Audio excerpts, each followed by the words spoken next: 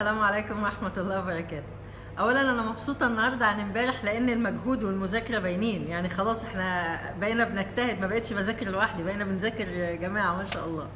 طيب، معظم التعليقات اللي حضراتكم قلتوها صح.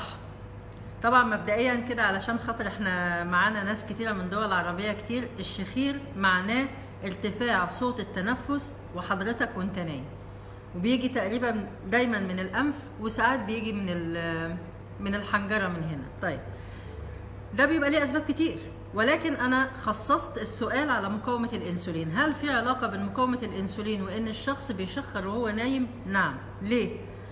مقاومة الأنسولين بتخلي الدهون تتراكم في الجسم، تمام؟ بتخلي الدهون تتراكم في العضلات. اللسان عضلة من ضمن عضلات الجسم، لما بتتراكم الدهون داخل العضلات اللسان حجمه بيكبر وبيعوق التنفس عندك. ده السبب الأولاني.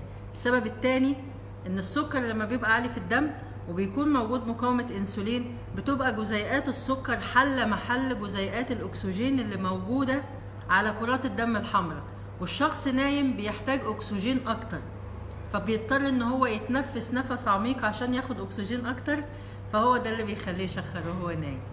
السلام عليكم.